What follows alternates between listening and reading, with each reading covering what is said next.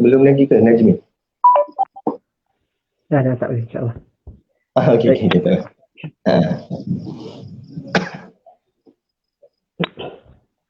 Bismillahirrahmanirrahim. Assalamualaikum warahmatullahi taala wabarakatuh. Waalaikumsalam warahmatullahi wabarakatuh. Alhamdulillahi rabbil alamin. Nahmaduhu wa nasta'inuhu wa nastahdihi wa nastaghfiruh wa na'udzu billahi min shururi anfusina wa min sayyiati a'malina man yahdihillahu fala mudilla lahu wa man yudlilhu fala hadiya lahu. Allahumma salli wa sallim ala hadha an-nabiyil karim imamil muttaqin wa qailid du'atil mujahidin wa man ihtada bi ta'adibihi wastanna bi sunnatihi ila yaumiddin. Amma فإن أصدق الحديث كتاب الله وخير الهدي هدي محمد صلى الله عليه وسلم وشر الأمور محدثاتها وكل محدثة بدعة وكل بدعة ضلالة وكل ضلالة في النار. Baik, alhamdulillah, pertamanya marilah sama-sama kita bersyukur kepada Allah Subhanahu wa taala.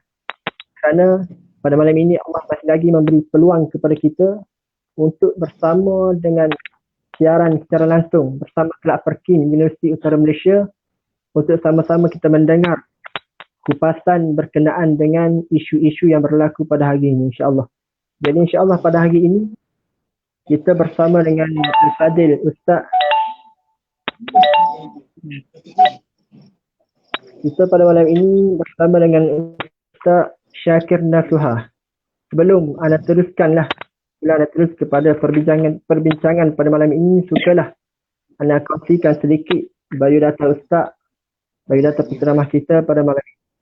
Baik, nama sebenar Ustaz Muhammad Syakir bin Nasuha, berasal dari negeri Selangor, dan Ustaz merupakan pendakwah bebas dan juga merupakan timbalan mudir untuk An-Nur Mahat Tahfiz Siap. Ustaz juga turut mendapat pendidikan di Universiti Unimed dan menyambung di pengajian pondok. Dan pengalaman Ustaz juga seorang pendakwah dan Ustaz juga merupakan seorang engineer. Penceramah kita malam ini juga merupakan engineer. Jadi insya-Allah. Baik. Untuk meneruskan perbincangan kita pada malam ini, sukalah ana beritahu sedikit berkenaan dengan live kita pada malam ini. Untuk permulaan ini, daripada anda sendiri sebagai moderator, ajukan soalan. Ajukan beberapa soalan kepada Ustaz sendiri dan kita minta lah Ustaz kupas berkenaan soalan itu dalam satu soalan dalam masa 10 minit lebih kurang.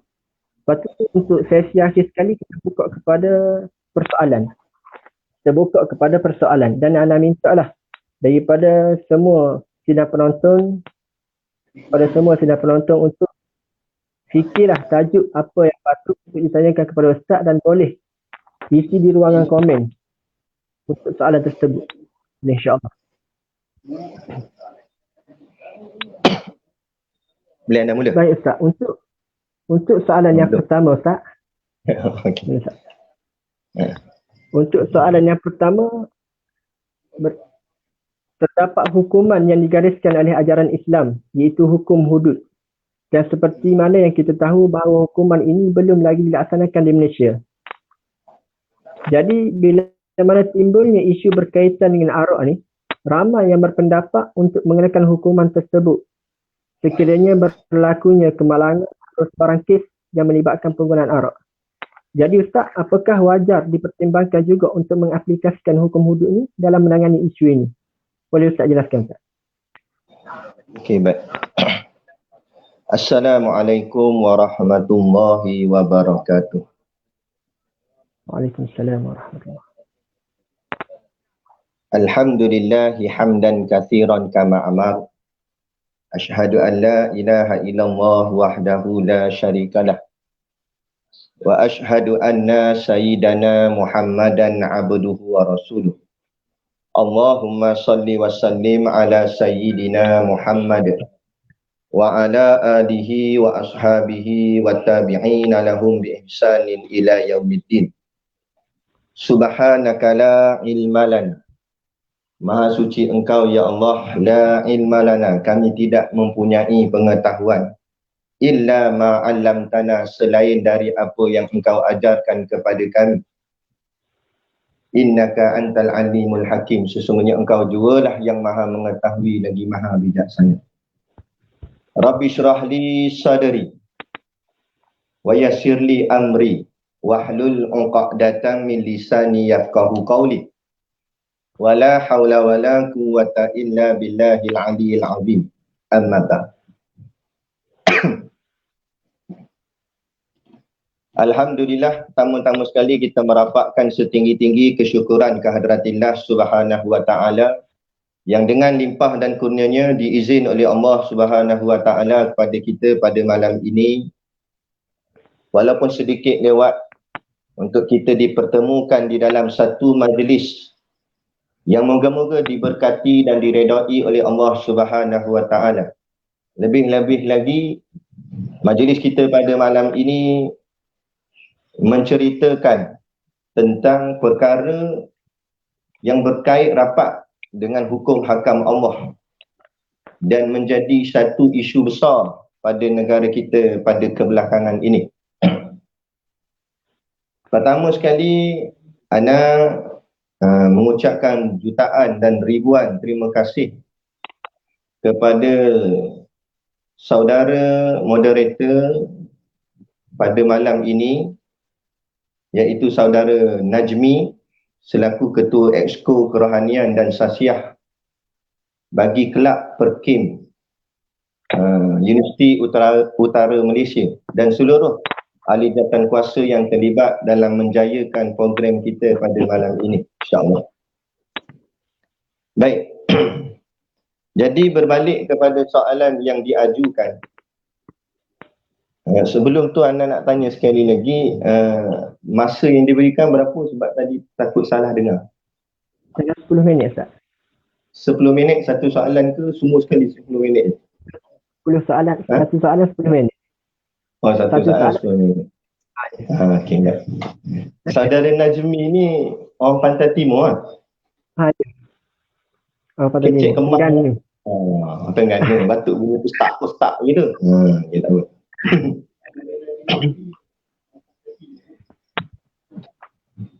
Baik. Jadi soalan yang diajukan berkenaan dengan hukuman arak ni adalah termasuk di dalam hukum hudud. Jadi adakah wajar kepada negara kita pada hari ini mengaplikasikan ataupun melaksanakan akan hukum hudud dalam negara? Persoalannya wajar tak wajar bukan kita kena jawab, kan? Sebab yang apa saja yang berkait dengan agama bukan pandangan peribadi, tetapi apa saja yang berkait dengan agama itu mesti berlandaskan daripada nas, yakni Quran dan juga hadis. Seperti mana sabdaan baginda Nabi SAW, taraktu fikum amraini lan tadillu ma tamassaktum bihima kitaballahi was sunnah. Maknanya taraktu fikum amraini, aku tinggalkan kepada kamu dua perkara. Lan tadillu, kamu tidak akan sesat. Ma tamassaktum bihima, selagi mana kamu berpegang dengan keduanya, iaitu kitab Allah, yakni Quran, dan juga sunnah, yakni sunnah baginda Nabi, yakni dengan maknanya makna hadis baginda Nabi SAW. Jadi bila kita balik kepada Quran dan hadis ni, kita dapat lihat di sana ada beberapa dalil-dalil ayat-ayat Quran yang menunjukkan tentang wajar tak wajar pelaksanaan hukum Allah ini, yakni hukum hudud. Pertama sekali kita nak kena faham dulu apa pandangan dari sudut agama, yakni dalam isu kita, konteks kita, sembang santai kita pada malam ini, iaitulah tentang Arab. Seperti mana Allah sebut di dalam Quran, di dalam suratul Maidah, surah yang kelima ayat yang ke-90. A'udzubillahi minasyaitonirrajim. Ya ayyuhalladzina amanu, wahai orang-orang yang beriman, innamal khamru wal maisiru wal ansabu wal azlamu. Allah sebut innamal khamru, sesungguhnya arak, wal maisiru, dan judi, wal ansabu, dan pemujaan terhadap berhala, wal azlamu, dan menilik nasib dengan batang-batang anak panah. Rijsum min amali syaitan, itu semua adalah perbuatan-perbuatan yang keji dan kotor daripada perbuatan-perbuatan syaitan. Kemudian kata Allah, fajtanibuhu la'allakum tuflihun, maka hendaklah kamu menjauhinya atau meninggalkannya, la'allakum tuflihun, supaya kamu berjaya. Daripada ayat inilah menjadikan bahawa arak itu diharamkan dalam konteks agama kita. Maka Islam ni datang, dia nak mengelokkan manusia. Kerana pada sisi kita manusia ni Allah beri akal. Akal semua orang ada, termasuk yang bukan Islam. Tetapi di sana akal sahaja tak jadi. Akal itu perlu dipandukan dengan panduan, yakni Quran dan juga hadis, yakni agama.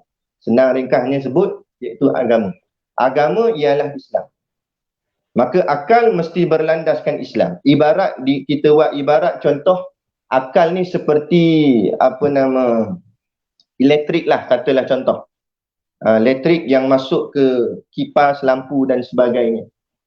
Tetapi untuk mengendalikan kipas tersebut atau mengendalikan lampu tersebut atau apa-apa saja alat elektronik yang pakai elektrik tadi, maka alat tu mesti dipandukan mengikut buku manual dia. Mesti digunakan berpandukan pada buku manual dia. Kalau tak dipandukan dengan buku manual, walaupun elektrik masuk tapi dia guna cara salah, akhirnya barang tadi akan rosak. Seperti juga pada diri kita manusia ni. Maka akal ni ibarat elektrik tadi. Semua orang ada akal. Dan makna kata semua alat tu ada elektriknya. Maknanya semua manusia ni ada akalnya. Tetapi akal tadi, manusia tadi perlu menggunakan akalnya berdasarkan manualnya. Apa manualnya? Iaitu agama, Quran dan hadis. Jadi sama juga alat tadi, kipas tadi, walaupun elektriknya masuk tapi tak guna manualnya, maka kipas tu akhirnya akan jahanam, akan rosak. Begitu juga manusia, kalau tak ikut kepada ajaran agama, Quran dan hadis, maka manusia tu sendiri akan jadi rosak. Jadi jahanam lah dia. Kan? Dia begitu. Jadi berbalik kepada persoalan tentang hudud, adakah wajar dipertimbangkan untuk nak dilaksanakan hudud dalam masalah isu arak ni? Kalau nak hurai secara detail tu memang panjang lah. 10 minit je diberi ni. Ini pun tak tahu dah berapa minit lah. Jadi nak cerita panjang, dia dalam kitab-kitab fiqh dia ada satu bab khusus, babul jinayah. Termasuk dalam tu adalah yang ini fasal yang menceritakan tentang hudud. Jadi kalau nak cerita secara detail, hudud tu memang panjang sangat. Kan? Jadi persoalannya, nak mengaplikasikan hudud tu memang wajib. Wajib kita orang beriman, dalam hati ni mesti ada cita-cita supaya nakkan hudud itu dilaksanakan di atas muka bumi. Sehingga kan kata ulama, siapa orang yang mengaku beriman sedangkan dia tak mahu melihat hukum Allah tertegak di atas muka bumi, maka akan rosaklah akidahnya, akan rosaklah akan imannya, dan dia akan memikul akan dosa yang sangat besar. Jadi tak dapat tidak, kita kena bahawa kita orang Islam kena faham dulu bahawa i'tikad pegangan kita, mesti kita nak hukum Allah dilaksanakan. Hukum Allah ni bukan hudud saja. Di sana dalam hukum Islam tu dia ada hudud, ada qisas, ada takzir. kan. Jadi itu panjang perbicaraan dia. Dan hudud ni dia ada 7 perkara di dalam hudud tu. Salah satunya iaitu arah. Dan sebelum kita nak menjelaskan tentang kewajaran itu, untuk nak melaksanakan, kalau cakap tu memang sedap lah. Kita ceramah berdekah-dekah, kita kata kita kena laksana hudud, betul. Memang cakap tu betul dah. Tapi pelaksanaan tu macam mana nak buat? Jadi pelaksanaan itu perlu kepada orang cakap apa, melihat dari sudut kefahaman. Kerana apa jua yang berlaku di atas muka bumi ni, dia tak dapat tidak mesti bermula dengan ilmu. Jadi macam mana kita nak melaksanakan sesuatu yang orang pun tak tahu benda. Bukanlah maksud ana menyangkal pelaksanaan tu wajib kita melaksanakan hudud, melaksanakan hukum Allah. Tetapi pelaksanaan itu perlu dengan ditarbiyah, diajar, diterangkan supaya jelas dan faham. Ana buat ibarat contoh macam PKP inilah. Kan, apa yang berlaku pada keadaan negara kita pada hari ini, kita dikenakan Perintah Kawalan Pergerakan.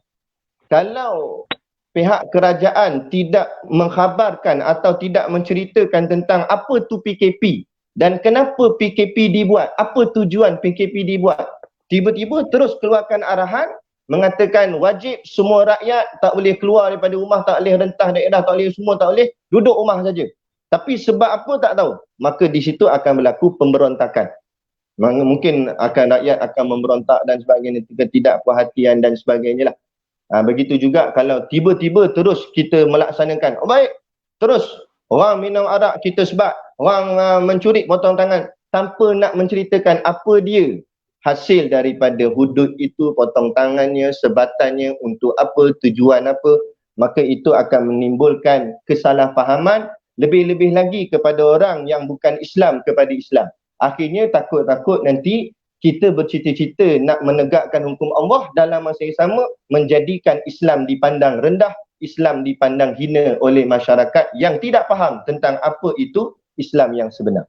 Jadi pelaksanaan itu memang wajar, pelaksanaan itu memang wajib, tetapi pelaksanaannya itu perlu dengan hikmah, perlu dengan kebijaksanaan daripada pihak pemerintah, dan kita serahkan urusan ini kepada Menteri Agama kita dan seluruh para mufti kita bagaimana nak melaksanakannya. Tetapi wajib, macam saya sebut tadi, wajib atas setiap orang beriman mesti ada cita-cita untuk melaksanakan hukum Allah. Adapun cara dan kaedahnya perlu itu kepada ijtihad, kepada orang yang lebih layak, yakni alim-alim ulama lah, para mufti dan sebagainya. Macam mana untuk melaksanakannya, penjelasannya, pemahamannya, jelaskan kepada orang ramai apa sebab kita melaksanakan hukum hudud, apa tu maqasid syariah. Kadang-kadang cerita bab hudud kat kedai kopi, tepuk meja, terbalik cawan cerita. Tapi bila sebut maqasid syariah, dia pun apa tu? Apa dia kata. Dia tak pernah dengar apa maqasid syariah. Jadi macam mana dia nak faham tentang pelaksanaan sebatan, potong tangan dan sebagainya itu. Jadi pelaksanaan itu memang wajib, dan pelaksanaan hukum hudud itu juga perlu kepada negara kita pada hari ini. Sekurang-kurangnya, walaupun mungkin pelaksanaannya kita tak dapat nak melaksanakan dengan sempurna, tapi paling tidak perbicaraannya pun sudah boleh menyebabkan orang menjadi takut, kerana kita nak mendidik orang takut kepada Allah. Yang menjadikan hari ini kejahatan tu berleluasa kerana takut tu tak ada. Kalau setakat dengan manusia, dia fikir tu manusia sama aku juga. Takut dengan pemerintah, dia jatuhkan pemerintah, naik pemerintah lain. Dia naik pemerintah yang boleh ikut kepala dia. Contoh kita nak sekat Oktoberfest, nak sekat pesta arak. Dia tak takut, dia tunggu pilihan raya, dia lantik pemimpin-pemimpin yang boleh menghalalkan Oktoberfest, yang boleh menghalalkan pesta-pesta arak dan sebagainya, yang boleh menghalalkan cara. Akhirnya akan terjadi juga. Jadi nak tak nak, kita kena membawa manusia kepada takut kepada Rabbul Jalil, Tuhan yang sebenar. Bawa takut kepada Tuhan, bawa takut kepada Allah. Maka bila takut kepada Allah, dia akan menyeluruh. Kenapa dia jadi menyeluruh? termasuk kepada yang bukan Islam sekalipun, kerana semua makhluk itu milik Allah. Bila kita kembalikan urusan ni kepada Allah, maka insya-Allah ianya akan jadi yang terbaiklah, kerana itulah urusan dan pelaksanaan yang terbaik bagi kita manusia yang dhaif dan yang lemah ini. Jadi balik kepada soalan itu, kewajarannya memang sangat wajib kita melaksanakan ia, tapi dengan kaedah yang bijaksana, dengan kaedah yang bertepatan, dengan cara yang bijak, yang kita serahkan kepada golongan alim ulama kita. Kerana kata ulama, al-hikmah itu, bijak itu adalah fi'lu ma yanbaghi, buat apa yang sepatutnya, alal wajhil ladzi yanbaghi, atas cara yang sepatutnya, fil waqtil ladzi yanbaghi, pada waktu yang sepatutnya. Jadi kita serah kepada mereka yang mahir dalam perkara ini. Wallahu a'lam. Alhamdulillah, itulah kupasan daripada Ustaz ini berkenaan dengan kewajaran pelaksanaan hukum hudud Indonesia. Jadi melihat kepada kupasan daripada Ustaz itu, kita dapat simpulkan bahawa sangat perlu untuk dilaksanakan hukuman Indonesia, tapi bergantung kepada kaedah pimpinan, kaedah yang bijaksana untuk dilaksanakan tersebut. Jadi Ustaz, untuk soalan yang kedua, kita beralih soalan yang kedua berkenaan dengan jika kelab malam dan kilang arak ditutup, apakah yang akan diperoleh dari sudut kepelbagaian bangsa? Dari sudut kepelbagaian bangsa. Okey, baik. Berkenaan dengan soalan yang kedua pula, jika kelab malam dan kilang arak ditutup, apakah kebaikan yang akan diperoleh dari sudut pelbagai bangsa? Okey, baik. Yang ni, soalan ni dia lebih kepada berbentuk umum. Yang ni pelbagai bangsa, bukan hanya khusus kepada kita yang berbangsa Melayu beragama Islam ini, tetapi lebih kepada keseluruhannya. Jadi bila berbalik kepada keseluruhan, kita kembali kepada menggunakan fitrah, asal-asal manusia itu sendiri. Tak kisahlah manusia yang beragama Islam atau yang bukan Islam. Tak ada satu orang pun manusia yang dia nakkan kemudaratan. Tak ada satu orang, ibarat kalau bahasa pasar kita sebut, tak ada seorang pun nak makan tahi. Itu maksudnya lah.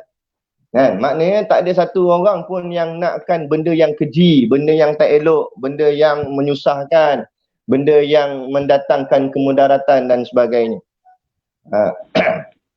Kalau kita orang Islam ni memang Allah dah pandukan, bagaimana pula dengan yang bukan Islam? Jadi kita kembali kepada arak tu sendiri. Kalau adalah rakan-rakan yang datang daripada yang bukan Islam menonton video ni, maka kita minta sama-sama kita berfikir, adakah arak tu memang ada faedahnya? Kalau ada pun, adakah faedahnya lebih banyak daripada mudaratnya kepada masyarakat semua, manusia keseluruhannya? Sebagai contoh, apa yang berlaku kebelakangan ni, kerak pula tu berderet-deret. Dia minum arak, akhirnya dia mabuk, dia bawa kereta dan dia langgar orang. Tak pula orang yang dia langgar tu tak ada kena-mengena dengan hidup dia. Tapi andai kata kalau yang dia langgar tu adik-beradik dia sendiri, dia yang dia langgar tu bapak dia, mak dia, apa perasaan dia? Jadi sama-sama fikir. Tak kisahlah siapa-siapa pun, sama-sama. Sama ada dia bukan Islam sekalipun, cuba dia fikir. Kalau kita membiarkan arak ni berleluasa, akibatnya walhasilnya jadi buruk, jadi tak elok. Merosakkan akal fikiran, menyebabkan akal tak boleh nak berfikir secara waras. Dan kalau hanya menyusahkan diri sendiri boleh tahan lagi, tapi ni sampai bab menyusahkan orang lain. Macam yang kita tengok orang yang dilanggar daripada tukang bawa makanan tu, food panda ke apa tu. Dia baru je lepas hantar ke isteri dia, kemudian dilanggar dengan pemandu mabuk sampai motornya diseret berapa kilometer, kan? Jadi bila dapat kematian tu, kita tengok gambar isteri dia pun, macam mana dia nak menerima suami dia mati, dia kena dilanggar orang, dan orang yang melanggar tu dalam keadaan mabuk. Kalau tak mabuk boleh tahan lagi lah, maknanya biasalah accident. Tapi dah tahu dah dia mabuk, dia pergi bawa kereta juga. Ini kesengajaan. Nah, sebab tu kita menyuruh kerajaan untuk buat satu hukuman yang sangat berat. Kerana dia tahu dah dia tak boleh nak kawal akal dia apabila dia memandu, tapi dia bawa juga. Nah, kalau dia tak langgar orang pun mungkin dia langgar pokok ke, harta benda ke dan sebagainya. Kalau dia tak rosakkan orang lain, dia mungkin juga rosakkan diri dia. Maknanya buruknya memang sentiasa ada. Jadi tak dapat tidak, makna kata apabila berbalik pada soalan kita ni, apabila disebut kalau kelak malam dan kilang arak ni ditutup, apakah kebaikannya? Kebaikannya terlampau banyaklah. Sebab kelak malam dan kilang arak ni, kalau kita sebut satu-satu dulu, kita sebut kilang arak sebenarnya. Kilang arak ni menghasilkan arak. Kalau dah arak tu sendiri benda yang tak elok, benda yang menyusahkan, dah what's the point kita perlu adakan kilang arak? Jadi kalau arak tu sendiri tak perlu dah. Tak payah kata dalam Islam, dalam semua agama pun saya rasa semua pun tak setuju kerana menyusahkan orang, menyebabkan kematian dan sebagainya. Maka bila arak tu sendiri dah tak perlu, kilang lagi tak perlu dah. Sebab kilang tu buat arak. Tukar kilang, buat kilang lain. Buat kilang biskut ke apa. Kemudian kelak malam pula. Kelak malam ni dalamnya kebiasaannya dihidangkan air arak. Kelak malam ni lah. Saya tak tahu, saya tak pernah masuk lah. Jadi ustaz macam tahu je nak kita tengok drama lah kan. Dia buat macam tu cerita dia. Nah, kita beginilah. Tak payah kata kita orang Islam memanglah tak bagi sungguh lah, benda tu haram, larang dan sebagainya. Tapi dari sudut kita ambil ni dari sudut umum, pandangan akal manusia yang waras. Kalau sebagai contoh lah, kita ambil saudara kita yang bukan Melayu ataupun bukan Islam, acong ke sebagainya. Kalau dia ada anak dia baru umur 12 tahun ke atau 14 tahun ke 15 tahun. Kalau anak dia pergi kelab, dia marah. Kan? Pasti dia marah. Kenapa marah? Kalau benda tu ada kebaikan, buat apa nak marah? Antara anak dia pergi sekolah dengan pergi kelab, mana dia marah? Kan? Mesti dia marah anak dia pergi kelab. Maknanya pada kewarasan akal orang yang akalnya cerdas, tak payah kita nak bahas panjang. Nak kelebihan ke apa ke kelab malam ni, pasti dan pasti bila sebut kelab malam orang pandang rendah. Tak payah kata yang kita bicara orang yang pergi, kita bicara pula orang yang bekerja di situ. Apakah pandangan masyarakat bagi orang yang bekerja di dalam kelab malam? Mesti akan dipandang rendah. Lebih-lebih lagi perempuan.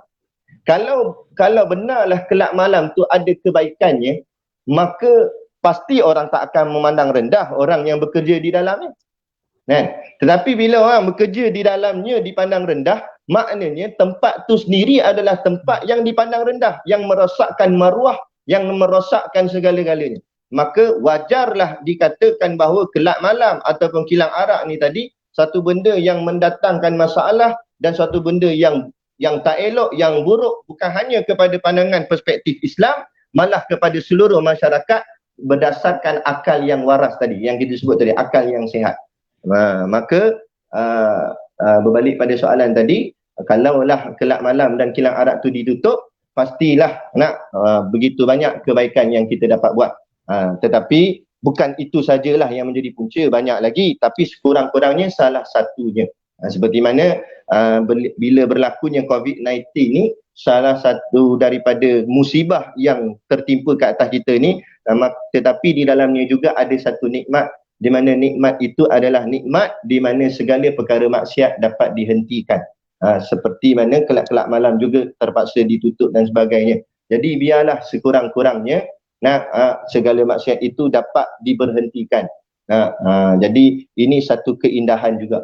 Walaupun dalam masa yang sama kita tak boleh solat berjemaah di masjid, tetapi tak jadi masalah kerana solat tetap dapat diteruskan di rumah. Tetapi bila kelab malam tak dapat dilaksanakan, tak ada orang, tak rasanya jarang ada orang buat kelab malam kat rumah sendiri. Kan? Kalau joget pun tak dia seorang. Jadi alhamdulillah perkara ini kita pandangnya dari sudut rahmat Allah, insya-Allah. Jadi itulah, wallahu a'lam. Baik, itulah pesan daripada Ustaz berkenaan dengan soalan yang kedua. Benarlah kita tengok bahawa arak sendiri pun banyak kemudaratan dia berbanding dengan manfaat dia. Seperti mana dalam surah Al-Baqarah juga Allah sebut, yas'alunaka 'anil khamri wal maisir kul fihima ismun kabirun wa manafi'u lin-nas wa ismuhuma akbaru min naf'ihima. Mereka bertanya kepada Wahai Muhammad mengenai arak dan judi. Maka katakanlah pada keduanya ada dosa besar dan ada pula manfaat bagi manusia. Tapi dosa keduanya lebih besar daripada manfaat. Jelas dalam Al-Quran sendiri pun sebut bahawa manfaat dia kecil. Tapi yang besar itu kemudaratan dia. Jadi untuk beralih ke soalan yang ketiga. Soalan yang ketiga, jika arak hendak diharamkan di Malaysia, adakah perlu kita mengambil kira hak asasi kaum? Hak asasi kaum bukan Islam yang minum arak dan juga pekerja yang bekerja di kilang arak itu. Boleh tak jelaskan? Okey, baik. Ana ulang soalan ni sebab mereka yang ada kat sini ni tak dapat dengar soalan. Jadi soalan yang diajukan iaitu soalan yang ketiga, jika arak hendak diharamkan di Malaysia, adakah perlu kita mengambil kira hak asasi kaum bukan Islam yang meminum arak dan juga pekerja yang bekerja di kilang arak? Baik. Kalaulah arak ni kita nak mengharamkannya di Malaysia, bila arak haram, pastilah kilang-kilang pun jadi haram lah. Tak ada dah lah kilang arak. Kan? Jadi adakah kita perlu mengambil kira hak asasi kaum bukan Islam? Maksud hak asasi ni maknanya hak dia lah sebagai orang bukan Islam dalam nak meminum arak dan sebagainya. Jadi ana dah rujuk beberapa fatwa di kalangan ulama sebab yang perkara ni perkara yang dalam dan detail. Jadi kita perlukan ijtihad daripada kalangan ulama. Dia berdasarkan rujukan tersebut, kita dapati dia begini. Kalaulah ada daripada agama lain mengatakan bahawa boleh penganut agama tersebut meminum arak, maka pada sudut keadaan negara kita yang bermasyarakat majmuk, yang berbilang bangsa ini, atas dasar kebebasan beragama itu, maka kita orang cakap apa, membiarkan atau membenarkan mereka untuk meminum arak tapi dalam kawalan. Tapi sebab tu bagus juga kita buat sembang santai seperti ini, sebab ianya perlu diberikan kefahaman kepada masyarakat. Sebab ada jenis masyarakat yang syadid, yang kuat, terus mana boleh, kita mesti haramkan, tak kira lah siapa pun tetap haram. Sabar dulu kerana kita bukan ulama. Kita ni ular dalam semak je. Jadi kita kena rujuk kepada pandangan-pandangan ulama. Balik pada ulama, jadi ulama mengatakan bila dalam negara ni ada juga agama-agama lain, kan? Ada juga orang yang menganut agama-agama lain dan jumlahnya pun agak ramai, maka tak boleh terus kita nak hukumkan, tak boleh, apa kena ikut kami, tak. Sebab tu kita kena sebab tu berbalik kepada tadi, tengok balik ada tak pandangan daripada agama lain yang membenarkan akan arak ni pada agama dia.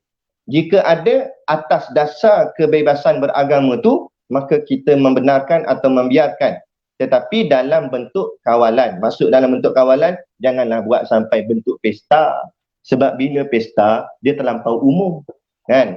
Batu jangan pula dijual tu bercampur dengan yang lain. Macam kaedah hari ni, bahagian yang haram tadi diletakkan di satu suku, satu tempat, satu khas, dan kemudian ditulis ini adalah tempat yang haram, tempat yang bukan halal dan sebagainya. Jadi supaya ianya apa kebaikan daripada sudut tu, mungkin orang-orang akan tanya lah, kan. Dia kata, dah kita laksana je lah, tak boleh haram Ustaz, kan. Berapa kita nak ikut pula dengan cakap mereka? Lepas tu kita kena faham, Islam, agama Islam bukan untuk kita je. Islam ni untuk semua.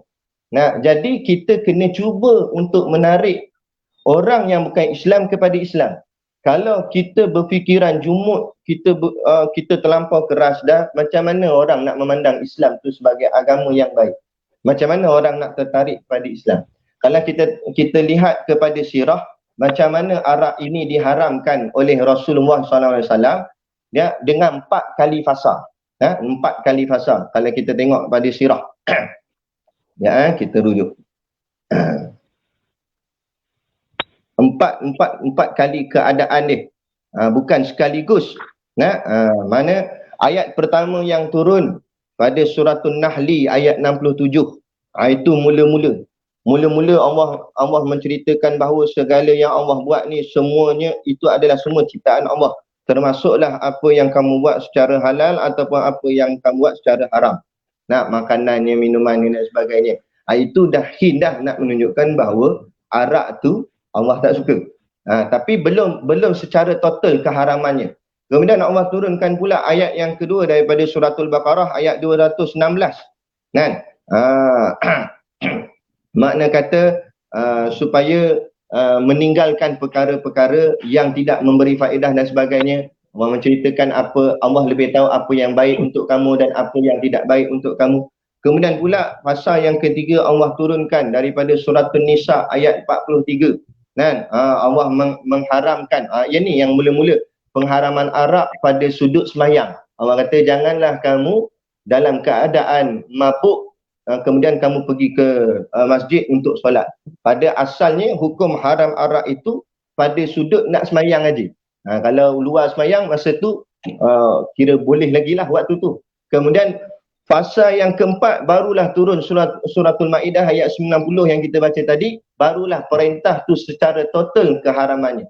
Dari sini apa yang kita dapat ambil ibrahnya, maknanya kaedah itu perlu dengan ditarbiyah, dan tarbiyah itu mengambil masa yang sedikit panjang, bukan sekaligus. Begitu juga untuk pada orang Islam kita sendiri pada hari ini, yang ni kita tak ikutlah pengharaman tu secara perlahan. Bagi orang Islam haram tu memang dah jelas haram. Jadi bagi orang Islam memang kita hukumkan dengan hukum lah. Macam kita sebut tadi, hukum hudud lah kita laksanakan pada orang Islam yang minum arak dan sebagainya. Adapun apa pula kepada yang bukan Islam, pada orang bukan Islam mungkin kita boleh guna kaedah yang macam sirah kita bacakan tadi ni. Mungkin kita buat secara berperingkat. Maknanya mula-mula tadi macam tadilah, antara yang beratnya ni ialah kes pemandu mabuk. Maka kita mengharamkan orang yang minum arak, tak kira lah mabuk ke tak mabuk, kita tak bagi dia bawa kereta. Kalau bawa agak, maknanya kalau dia tak langgar orang pun, tapi katalah kantoi dekat roadblock, tengok-tengok dalam ada alkohol, dalam keadaan dia memandu tu ada alkohol. Tak kisahlah alkoholnya dalam kategori banyak atau sedikit, ada je alkohol, kita laksanakan tindakan undang-undang, maknanya kena tangkap, penjara dan sebagainya. Itu peringkat mula. Lepas tu lama-lama kita haramkannya bukan setakat dalam memandu, haramkan juga di tempat-tempat terbuka ataupun kedai-kedai secara terbuka. Adapun kedai tertutup khas untuk orang bukan Islam saja boleh lagi. Kemudian kita buat secara berperingkat. Dan dalam masa yang sama juga kerajaan kena mengambil satu inisiatif ataupun satu usaha dengan mengiklankan di dalam televisyen apakah keburukan arak tu sendiri. Tunjukkan. Kerana manusia ni dia dapat menerima satu perkara tu dengan apabila ianya diulang-ulang. Kerah macam mana pun bila berulang-ulang dia akan melekuk. Batu kerah macam mana pun diulang-ulang dengan air yang lembut akhirnya akan melekuk juga. Macam tu juga dalam televisyen. Kalau televisyen sendirilah yang mempamerkan keseronokan, joget-joget lah, apalah, kemaksiatan, zina dan sebagainya, dan macam mana kita nak mendidik masyarakat. Saya suka dengan Ketua Polis Johor dalam satu ucapan dia dalam televisyen, dalam berita. Dia kata polis PDRM bersusah payah dalam nak menangkis masalah mak rempit. Jadi jangan ada mana-mana pihak yang cuba mengagung-agungkan rempit. Kita ambil contoh. Walaupun ini yang kita sebut ni isu rempit, tapi kita nak buat kiasannya. Dan sebagai contoh, apabila filem-filem hari ni artis, direktor filem buat cerita tentang rempit dan sebagainya, macam mana kita nak nampakkan rempit tu buruk sedangkan buat filem mengagung-agungkan rempit? Akhirnya makin jadi-jadilah masyarakat. Begitu juga dengan arak dan sebagainya. Jadi perlu kepada pihak media main peranan, kerana zaman kita hari ni zaman media. Kuliah dan sebagainya pun berkesan dengan media. Media tu kena main peranan penting, menunjukkan betapa tak elok dan buruknya bahawa arak tu sendiri. Maka insya-Allah bukan setakat kita orang Islam ni makin faham, malah orang bukan Islam pun akan faham. Dan dia sendiri tak nak kepada anak-anak dia sendiri pun minum arak. Kalau kita tanya mak bapak yang bukan Islam pun, dia pun tak nak kalau anak dia minum arak. Merosakkan diri dia dan sebagainya. Kan? Jadi kita itulah peranan. Jadi berkenaan dengan hak asasi manusia, sebenarnya dia bukan isu. Hak asasi bukan maksud hak kebebasan, maknanya semua benda kita nak boleh. Jadi kalau macam tu, kita bolehlah ambil harta orang. Bila ditangkap, itu hak asasi manusia. Saya nak ambil apa saya nak, tak boleh. Walaupun macam mana kebebasan sebagai hak asasi manusia pun, perlu di sana ada peraturannya. Ada boleh dan ada yang tak boleh. Jadi berbalik kepada fitrah akal manusia yang waras, adakah dia suka benda yang tak elok berlaku pada dia? Pastilah siapa-siapa pun akan jawab tak suka. Begitu jugalah kemudaratan arak tu sendiri. Tak ada siapa yang suka bila anaknya dilanggar dengan pemandu yang mabuk. Jadi itu jadi persoalan tentang masalah hak asasi orang yang minum arak tu, dia patutnya dia tak ada hak untuk nak menyatakan itu hak asasi dia. Kerana ini berbalik kepada fitrah. Tetapi macam kita sebut tadi, kalau ada agama yang membenarkan, maka kita boleh membenarkannya tapi dengan jalan kawalan yang lebih rapi. Begitu juga pekerja-pekerja yang bekerja di kilang arak. Saya mengambil kesempatan ni juga, minta maaf kalau terlajak sikit, saya mengambil kesempatan ni juga untuk memaklumkan khususnya kepada kita orang Islam. Hari ni bukan setakat orang bukan Islam, orang Islam sendiri pun ada yang membela arak. Dalam hadis Nabi riwayat Imam Tirmizi, an Anas bin Malikin qala, dari Anas bin Malik ia berkata, la'ana Rasulullah sallallahu alaihi wasallam Rasulullah sallallahu alaihi wasallam fil khamri asyrah. Rasulullah sallallahu alaihi wasallam melaknat pada isu arak ni 10 golongan. Ada 10 jenis, 10 jenis orang yang Rasulullah akan laknat dia. Siapa dia? Yang pertama asyrah. Asyrah maknanya orang yang memeras arak tu. Sebab arak ni dia daripada buah-buahan. Ada yang dibuat daripada buah anggur dan sebagainya, diperah buah anggur tu. Kalau niatnya untuk buat arak, dia termasuk dalam orang yang dilaknat. Tapi kalau dia buat anggur tu untuk buat jus dan sebagainya, bukan kerana tujuan arak, itu lain. Itu dihalalkan kerana jus buah dihalalkan. Tapi ni nak buat memang nak buat arak. Yang kedua, wa mu'tasiraha. Yani orang yang minta diperaskan. Dia yang suruh peras ataupun dia memiliki kilang, dia yang perintahkan suruh peras, dia pun juga dilaknat. Yang kedua, wa syaribaha. Orang yang minum dia. Siapa yang minum arak dan tidak bertaubat, maka dia termasuk dalam golongan yang dilaknat. Apalah kalau dah pernah terminum sebelum ni, wajib bertaubat segera. Jangan tangguh-tangguhkan taubat.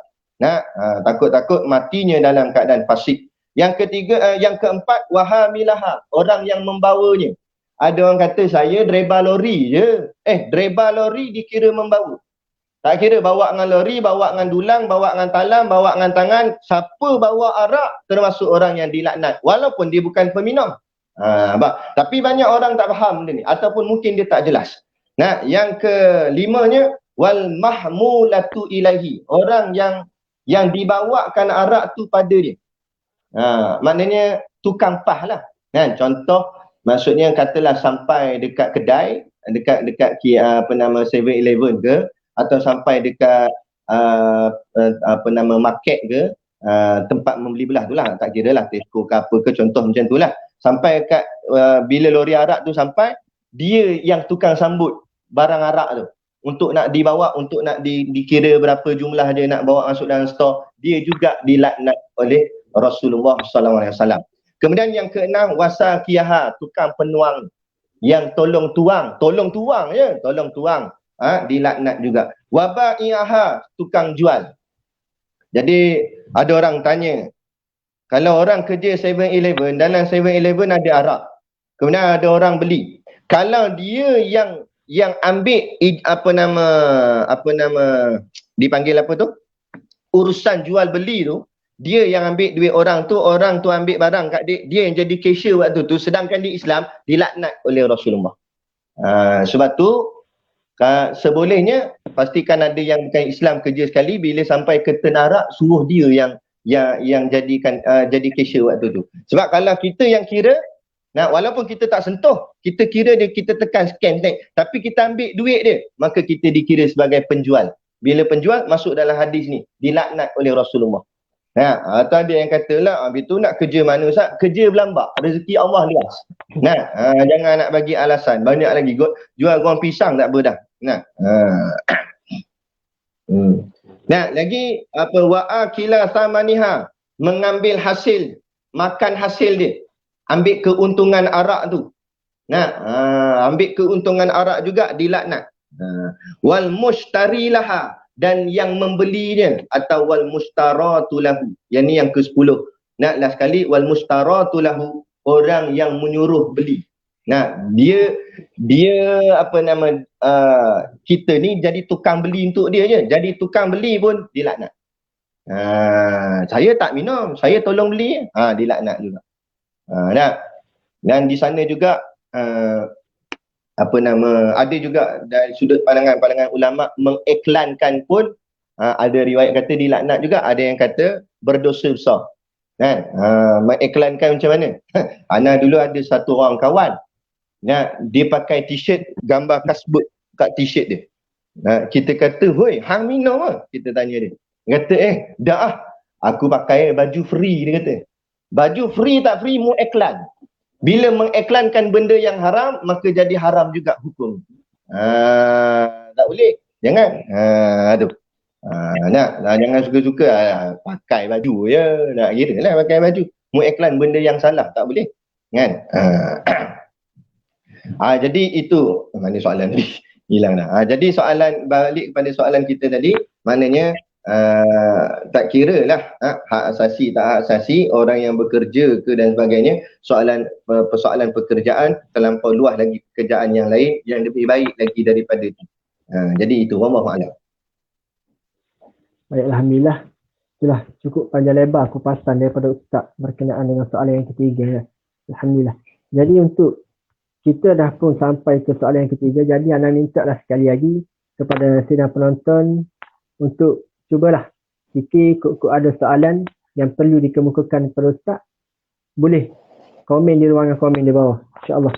Nanti untuk sesi last akhir, last sekali nanti anda akan bacakan soalan untuk Ustaz jawab dan soalan yang ditanya tersebut. Jadi untuk soalan seterusnya Ustaz, segelintir daripada masyarakat Islam itu sendiri ada yang meminum arak.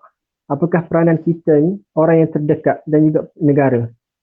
Okey, baik. Soalan yang keempat, segelintir daripada masyarakat Islam itu sendiri ada yang meminum arak. Itu tak dapat kita nafikan, memang ada. Bukan setakat minum, yang sokong pun ada. Apakah peranan kita, orang yang terdekat dan negara?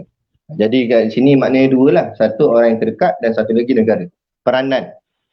Jadi peranan kita, orang yang terdekat, kalau ada kawan-kawan kita yang beragama Islam, kemudian dia minum arak. Macam selalu kita dengar hadis-hadis ustaz-ustaz lain bacalah, man ra'a minkum munkara falyughayyiru biyadihi. Kalau kamu nampak benda-benda mungkar ni maknanya terang jelas dengan nyata nampak dia tu buat satu benda yang diharamkan oleh agama, maka kita tegah dia, kita cuba mencegahnya dengan biyadihi, dengan tangan. Tangan tu bukan maksud bagi penyempak atas muka dia dah, tapi maksud biyadihi tu dengan kuasa. Tangan tu dengan maknanya makna kuasa. Jadi maksud kuasa, contoh macam mana? Katalah kita jadi bos, jadi majikan di satu premis ataupun syarikat kita. Contoh kita ada kedai runcit. Kemudian kita dapat tahu bahawa anak buah pekerja kita tu dia minum arak. Maka kita gunakan kuasa kita sebagai bos nak memberi amaran yang keras. Kalau hang minum juga, aku pecat hang. Pergi cari kerja lain. Aku tak nak tanggung. Tu kuasa. Ni dak.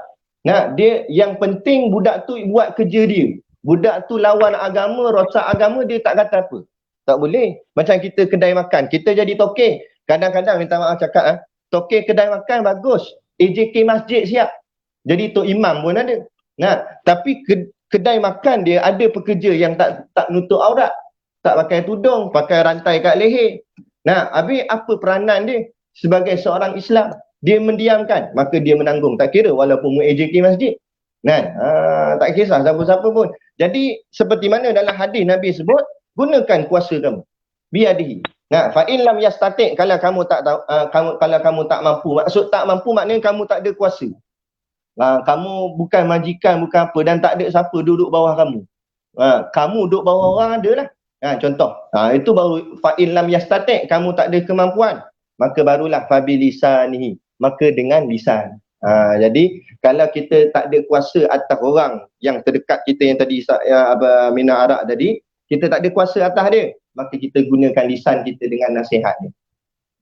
Kemudian kalau dengan lisan tu pula panjang perbicaraan dia ada uslub dakwah, ada dengan cara keras, dengan cara sentak, ada dengan cara lembut. Ikut kaedah itu, kalau nak urai itu panjang lagi lah bicaraan dia. Itu ada satu bab khas dalam cara menyampaikan dakwah atau menasihati orang dan sebagainya. Sebab tu kita pada sesi ni kita tak boleh nak kupas panjang, cuma nak nasihatkan kepada kita netizen ataupun masyarakat awam, jangan suka menghukum para asatizah dalam menjalankan dakwah. Kadang-kadang ada jenis ustaz yang keras, syadid, tarbiyah sentak lah sebagainya, dan ada orang tak suka dan sebagainya, komplain dan sebagainya. Kerana cara dia itu adalah ada juga salah satu daripada cara uslub dakwah. Ada kaedah dia. Kan? Kerana ada audience ataupun ada orang yang mendengar tu terkesan dengan kata-kata dia. Ada juga asatizah yang menggunakan dengan cara lembut. Ada juga terkesan dengan orang yang mendengarnya. Maka semuanya itu ada kaedah dia. Yang tak ada ya, kita diam saja. Dia pandai komen je tapi dia tak ada nasihat siapa pun. Dia lebih pandai pula daripada alim ulama. Ni pun ada jenis gini ni. Itu namanya Ustaz Facebooki nama dia. Ustaz Facebook. Nampak? Tahu bahagian komen ni. Nah, jadi yang ini makna kata tadi peranan, iaitu yang kedua daripada hadis tadi. Maknanya kita tegur dengan lisan. Kalau fa in lam yastati' tak mampu juga, barulah yang ketiga. Fa biqalbihi, dengan hati kalian. Maksud dengan hati ni, kalau cakap pun tak ludah, bukan terus ambil nombor 3. Kebanyakan kita ambil nombor 3 terus. Kawan hang tu Mina Arak, nak buat macam mana lantak dia lah, aku tak reda. Tapi hang cakap dengan dia, malah aku nak cakap. Mana boleh main malah-malah, kena cakap. Tetapi kata ulama, sekiranya mendatangkan mudarat pada kita kalau kita cakap, barulah dikira tak mampu cakap. Fa in lam yastati' tadi. Macam mana? Kalau kita cakap dia, mat, jangan minum arak, mat. Dia terajang atas muka kita. Maknanya mendatangkan mudarat. Maka menjaga nyawa penting dalam agama. Maka waktu tu barulah kita pakai fa biqalbihi, tolak dengan hati. Ataupun walaupun tolak dengan hati tapi tak boleh dengan biar macam tu je. Maka kita kena cari kaedah macam mana juga nak menyampaikan pada dia. Mungkin dengan kita tak terkesan, kita suruh orang lain. Orang yang dia takut. Contoh. Contoh kawan kita ni minum arak. Kita cakap dengan dia nak marah kita, dia nak terajang kita. Jadi kita pun tak apalah, aku tolak dengan hati. Tapi tak boleh biar macam tu je. Kita kena fikir dengan siapa dia terkesan. Contoh kata dia takut dengan bapak dia. Repot bapak. Maka di situ dibenarkan kita pergi mengadu domba. Walaupun asal hukum mengadu domba tak boleh. Mengadu-ngadu ni tak boleh. Sifat tercela. Tapi balik pada matlamat tujuan asal dia. Tujuan dia untuk nak menyedarkan kawan dia. Jadi report ke bapak dia. Jadi bila bapak dia tahu, bapak dia tengking, baru budak dia, anak dia tadi berubah. Jadi mendapat hasil balik, dapat menyelesaikan masalah daripada rakan-rakan orang yang terdekat dengan kita minum arak. Kemudian kita ceritakan jugalah ancaman-ancaman Allah, ancaman-ancaman Nabi, banyaklah. Kalau nak kupas malam ni terlampau banyak, dalam hadis-hadis Nabi banyak. Antaranya kita baca ringkas-ringkas lah. Siapa yang kata Nabi, siapa yang minum arak ketika petang-petang dan berpagi-pagi, maksud ketika petang-petang dan pagi-pagi itu maknanya kerap, ahli dah. Dia nak cabut tutup botol arak pun dia terror sangat dah. Maknanya memang terror sangat dah. Orang ni dikira musyrik, kata Nabi. Boleh terkeluar dia daripada agama. Kerana apa? Menindakkan keharaman yang telah diharamkan oleh Allah SWT. Dan arak ni pun terkena dengan tajuk kita pada malam ni, iaitu al-khamru umul khaba'ith. Arak itu ibu segala kejahatan. Punca segala kejahatan arak. Macam kita baca dalam kitab Jauharul Mahub, wa munabbihatul qulub, cerita tentang seorang wali Allah yang akhirnya mati dalam keadaan kafir. Wali mati dalam keadaan kafir. Punca apa? Sebab dia minum arak. Nah, syaitan tu nak goda dia. Nah, akhirnya syaitan tu dia menyamar jadi orang alim. Nah, jadi dia ni dia nak jadilah macam orang tu, jadi alim kuat ibadat dan sebagainya. Akhirnya dia tanya, macam mana kamu jadi macam ni? Syaitan yang menyamar tu kata, aku buat ni kerana aku buat dosa dulu. Lepas aku buat dosa, aku taubat tu yang jadi baik macam ni. Jadi kalau kamu nak jadi macam aku, mu kena buat dosa dulu. Jadi kawan tu tanya, aku tak, apa orang cakap, dah lama dah tinggal dosa ni, dah mu tak buat dosa ni. Jadi kalau aku nak ikut juga, dosa apa aku kena buat? Pilihan pertama dia bagi, dosa yang dia kena buat iaitu berzina. Nah, kata si alim ni tadi, aku tak mau zina sebab zina melibatkan orang lain. Aku rogol dia sebagainya, habis lah malu aku segalanya habis ni. Nah, orang tahu aku ni mengajar apa semua, tiba rogol orang. Jadi zina dia tak mau. Dia kata ada lain tak? Yang kedua dibagi pilihan iaitu bunuh orang. Dia kata bunuh orang pun aku tak mau, hukumannya berat. Qisas, bunuhlah, dihukum bunuh. Kan? Dan aku tak maulah, ini sebab melibatkan orang lain.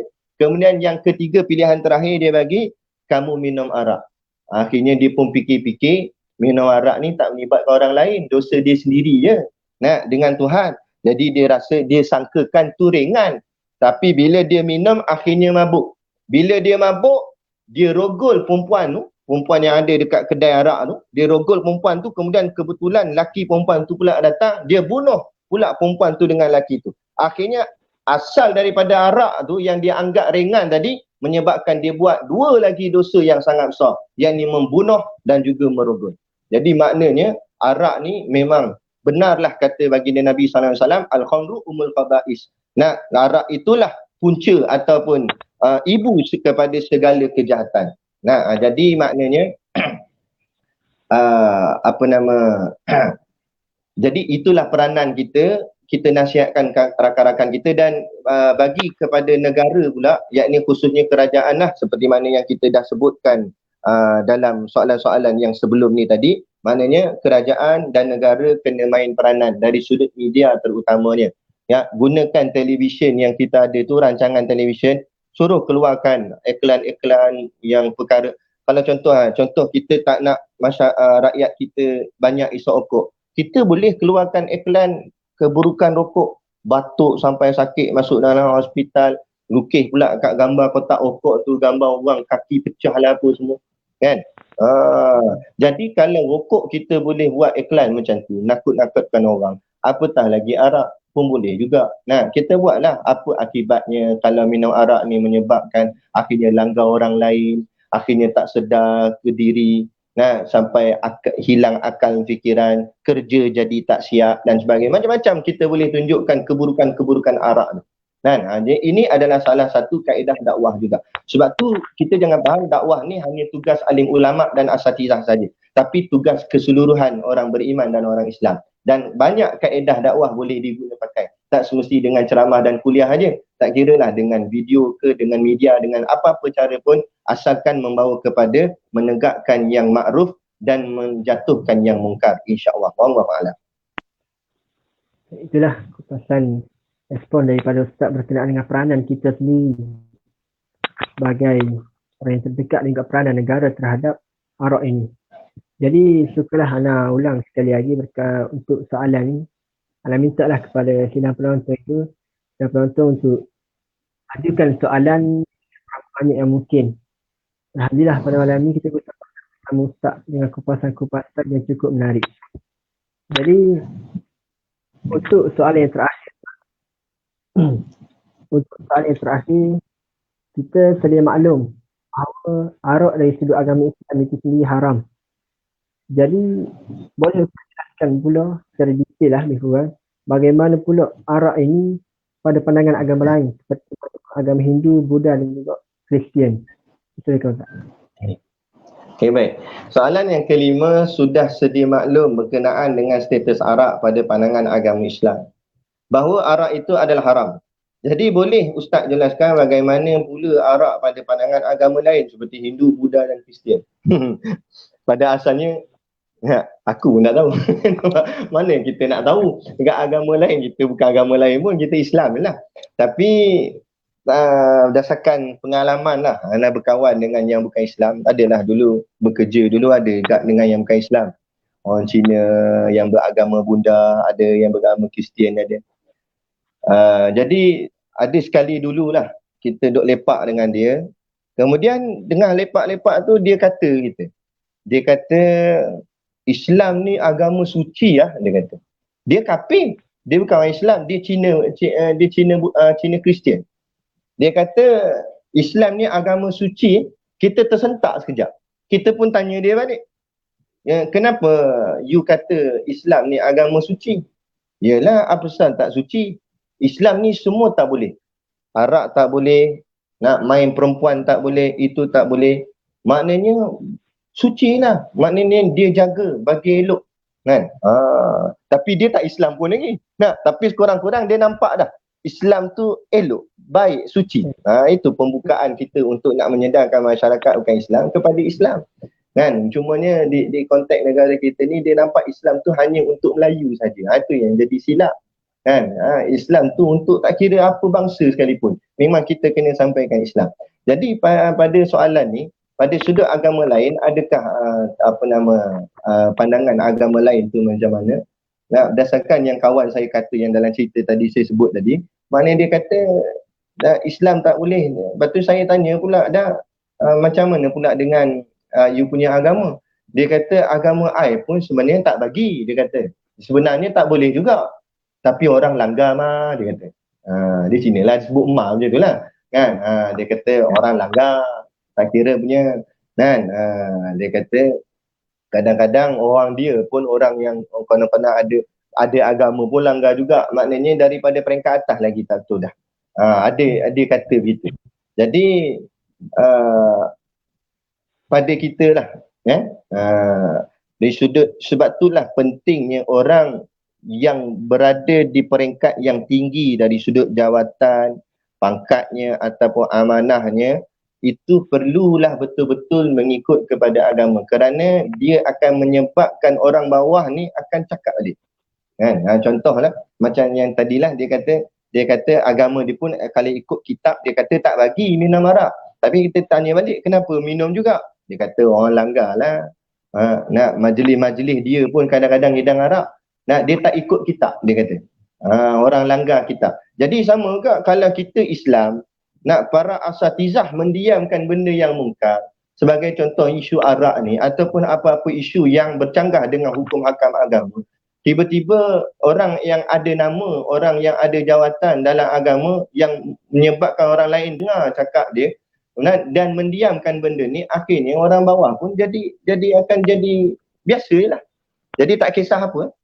Kan? Jadi perkara ni tak boleh kita biarkan.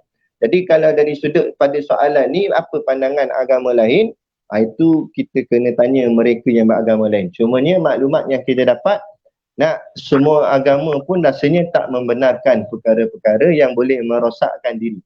Kerana kita kembali kepada fitrah manusia, akal manusia yang waras tidak akan suka kepada perkara yang boleh merosak dan memudaratkan diri. Macam kita awal tadi kita sebut, tak ada seorang pun akal yang waras akan membenarkan makan tahi. Kan? Kerana tahu dah tahi itu buruk.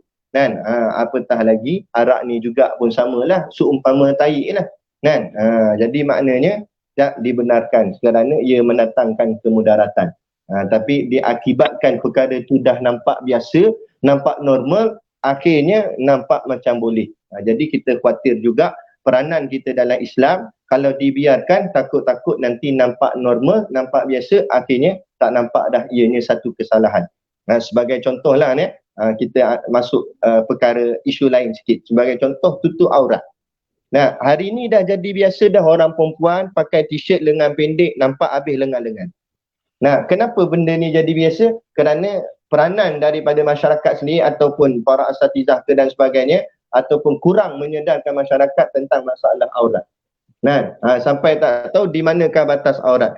Akhirnya tidak ada teguran, tidak ada hukuman kepada orang yang mendedahkan aurat. Berapa ramai orang Islam kita pakai seluar pendek dan sebagainya, tak payah kata arak je. Kan? Arak memang ianya satu benda yang haram dan bukan arak pun haram juga. Tapi akhirnya kita takut arak jadi macam aurat dah. Hari ni orang pakai seluar pendek boleh luasa depan khalayak ramai. Perempuan baju lengan pendek boleh jalan depan kedai makan apa semua, nampak biasa je. Kita takut arak tu pun akan jadi macam tu kalau tidak ada tindakan-tindakan susulan daripada orang yang berkuasa, yang ada authority dalam masalah ni, dalam perkara ni. Ya? Jadi itu kita semua kena ambil peranan masing-masing lah. Peringkat atas, cara atas, peringkat kita di bawah, cara di bawah juga. Ya, jadi kita kena tegur. Jangan nampak yang pada sudut arak saja haram tapi yang lain tu jadi halal. Jadi kita kena perkara yang nampak remeh yang sikit pun kita tetap dah kena mencakap ambil tindakan sebelum ia menjadi lebih besar lagi, lebih mudarat lagi. Jadi balik pada soalan tu bergantung kepada pandangan agama lain lah. Itu kena buat perbincangan dengan agama-agama lain. Itu kita serah kepada mereka yang berkuasa lah.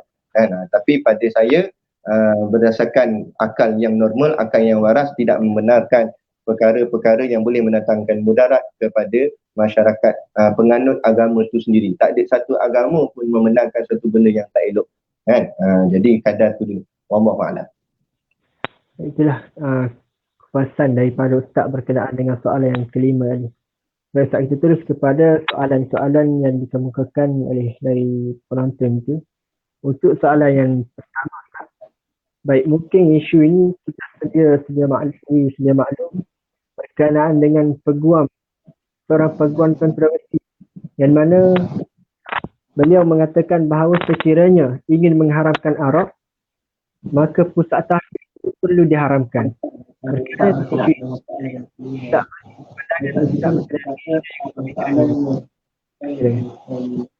Bahagian hujung tu anda tak jelas, terputus. Hujung sini. Lepas dah dia nak haramkan tahqiq, betul apa? Soalan dia? Pandangan Ustaz. Pandangan isu ini. Pandangan Ustaz tentang isu ini. Okay, baik. Tentang seorang peguam tu, makluman yang kita tahu, peguam tu pun kalau ikutkan, dia mengaku dia tu seorang Islam. Kan? Tetapi dia sendiri mengatakan nak haramkan arak, haramkan tahfiz. Itu kata pelik bin ajaib lah. Tapi tak pelik mana lah kalau dalam keadaan jahil. Orang jahil dia cakap ikut suka hati dia lah. Tapi pada sudut ni, apa kena mengena arak dengan tahfiz? Kalau ada kena mengena tu boleh tahan lagi. Ni tak ada kena mengena langsung. Tu pelik tu. Kalau nak haramkan arak, contoh orang kata, kalau nak haramkan arak, potong pokok kelapa. Dia pelik. Apa kena pokok kelapa dengan arak? Contoh je tu lah. Kiasan dia tu maknanya tak ada kaitan. Melainkan ada satu hasad dengki ataupun busuk hati terhadap institusi agama. Maka apa saja kesalahan nak disabitkan dengan yang itu. Maknanya bencinya ke tahfiz, padahal tak ada kena-mengena pun tiba-tiba nak haramkan tahfiz. Satu lagi, kalau kita nak mengharamkan, kewajaran mengharamkan arak, wajarnya haram arak ni kerana mendatangkan mudarat, dan mudarat tu banyak kali dah kita nampak. Dah berapa banyak dah orang yang kena bunuh, sampainya polis yang berkhidmat sebagai frontliner pun ada yang terpaksa dilanggar sehingga mati. Kan? Jadi perkara ni, tapi bila kita nak tengok kewajaran haramkan tahfiz, apa mudaratnya pada tahfiz ni? Kan? Adakah dengan sebab hafal Quran tu ada orang mati? Kan? Apa baru inna atau inna berbuih mulut dah. Mati situ. Boleh tahan kira. Tak ada. Saya kata hafal Quran, puasa pun tak menyebabkan orang mati. Ada. Tiba-tiba nak kaitkan gitu. Jadi kata-kata begini dia ada dua. Pertama, kita tak boleh biar kerana dia boleh meracunkan pemikiran masyarakat, lebih-lebih lagi masyarakat yang tidak ada ilmu, yang duduk atas pagar. Hari ni banyak masyarakat, sebab kalau kita buat satu-satu sesi kuliah di masjid, bukan keseluruhan yang datang. Kalau kita tengok sembahyang Jumaat penuh sampai ke kolah, tapi bila buat kuliah, Allah, berapa kerat je dia. Jadi maknanya pemahaman ilmu kepada masyarakat sangat-sangat kurang. Jadi bila dah dia ni ilmu kurang, dalam keadaan jahil, Bila datang golongan-golongan sekular liberal yang bercakap macam ni, takut-takut akan meracun pemikiran mereka. Jadi sebab tu kita walaupun cakap dia cakap merepek, kita kena ambil tindakan juga. Kenakan keluarkan suatu suara ataupun apa-apa tindakan. Sebab tu kita menyeru kepada pihak berkuasa untuk ambil tindakan terhadap orang seperti ini yang bercakap untuk nak menjatuhkan institusi agama. Kerana cakapnya itu dah dikira menghina agama. Menghina orang menghafal Quran dikira menghina Quran. Menghina Quran, menghina Allah. Kerana Quran kalamullah. Sebab tu tak boleh biar. Kalau benar kerajaan yang ada pada hari ini mendokong perlembagaan bahawa agama rasmi negara ialah agama Islam, pastikan orang yang memperlekehkan Islam diambil tindakan yang sangat berat. Kerana ini bukan setakat maruah agama, malah maruah negara bersama. Kerana negara agamanya adalah agama rasmi adalah agama Islam. Jadi tak kira lah siapa-siapa pun. Sama ada dia memang orang Islam dah ke atau dia orang kafir ke, tak boleh kita buat berlebih kurang. Jadi itu dari sudut perkara yang pertama, kita tak boleh diam. Perkara yang kedua, ada juga saya ambil kesempatan soalan ni, ada ke orang mengatakan tak payah layan lah Siti Kasim tu, buang masa je. Dia tu peguam lah kali dia menang tak? Sebab dia ni ada orang yang jaga dia lah apa dan sebagainya. Sama ada orang jaga dia ke, dia kebal ke tak kebal ke, tak kira apa pun, perkara yang batil perlu kita batilkan. Perkara yang hak perlu ditegakkan. Tak kira lah apa pun. Sama ada kita boleh lawan dia ke tak boleh lawan ke, yang hak tetap kita kena tegakkan. Jangan sampai perkara kita tak boleh lawan, kita pun diam. As-sakitu anil haq syaitan akhras. Siapa yang mendiamkan daripada nak menegakkan sesuatu yang hak, sesuatu yang benar, dia tu sudah dikira syaitan akhras. Syaitan akhras artinya setan bisu. Sebab dengan mendiamkan kemungkaran diertikan dengan meredai kemungkaran. Kita diamkan Siti Kasim cakapnya tu, bermakna kita setuju dengan apa yang dia kata. Lepas tu tak boleh diam. Lepas tu kita cakap, kita pertahankan ada macam-macam cara. Ada orang pertahankan dengan buat report polis, ada orang pertahankan dengan nyatakan ketakpuhatiannya dalam komen, dalam status Facebook ke dan sebagainya. Sekurang-kurangnya ada bahagian kita menunjukkan bahawa kita tak setuju, bukan hanya kita diam saja. Takut-takut esok nanti Allah tanya kita di hari kiamat, apa yang kamu buat saat agamaku dihina, saat agamaku diperendahkan, apa yang kamu buat? Tak ada buat apa-apa. Tapi benda lain dia boleh komen. Duit bantuan tak masuk dia komen. Tak masuk pun bantuan, kata PM nak bagi. Yang tu pandai komen. Orang hina agama tak komen. Jadi meletakkan kepentingan dirimu lebih utama daripada agamamu. Jadi wasaklah orang macam ni. Tak maaf, emosi sikit bengang. Ada lagi soalan. Antara komen daripada Ustaz sendiri berkenaan dengan isu yang tengah hangat sekarang ni. Untuk soalan yang seterusnya,